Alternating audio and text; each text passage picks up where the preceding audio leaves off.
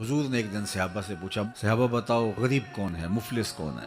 عرض کی، جس کے پاس نہ درہم ہے نہ دینار ہے وہ غریب ہے۔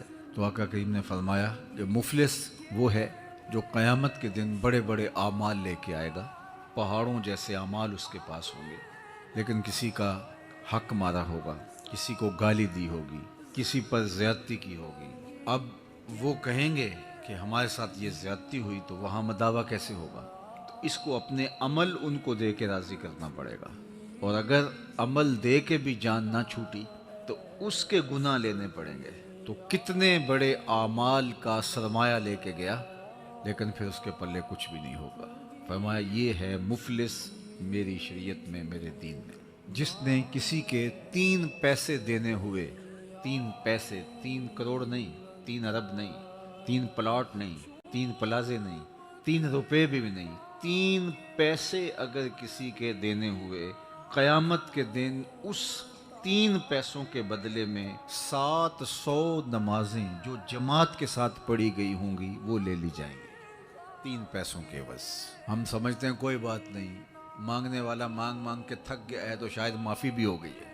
ایسا نہیں ہے، مانگنے والا کمزور ہے اور کوئی ہمیں بات بھی نہیں کرتا تو شاید اس کا گناہ بھی ختم ہو گیا، ایسا نہیں ہے۔ ایک عدالت لگنے والی ہے جس عدالت کے اندر ایک ایک عمل کا حساب ہوگا۔ تو فرمایا مفلس وہ ہے کہ جو ڈھیروں عمل لے کے آئے گا، لیکن قیامت کے دن وہ قرض میں دے دے گا جو اس نے اٹھایا ہوگا، یا حق کسی کا غصب کیا ہوگا، یا کسی کو گالی دی ہوگی، اور آج اس کے پاس کچھ نہیں ہوگا۔ یہ مفلس ہوگا۔ تہجدیں، اس کے عمرے، اس کے حج، اس کی نیکیاں، اس کی ثقافتیں، اس کے سجدے، اس کے رکوع، اس کے قیام، سب کچھ چلے جائے گا، اور 3 پیسوں کے بدلے 700 نمازیں جو جماعت والی ہیں وہ دینی پڑیں گی، اور وہ بھی جو قبول ہیں۔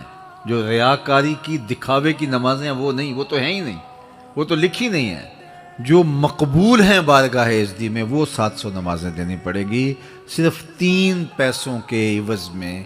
اگر ہمیں اس پہ یقین ہے تو ہو ہی نہیں سکتا کہ ہم کسی کا 1 پیسہ بھی دبا لیں، اگر ہمیں ہو کہ ہمیں دینا پڑے گا۔ اس دنیا کی عدالت میں نہیں تو آخرت کی عدالت میں دینا پڑے گا۔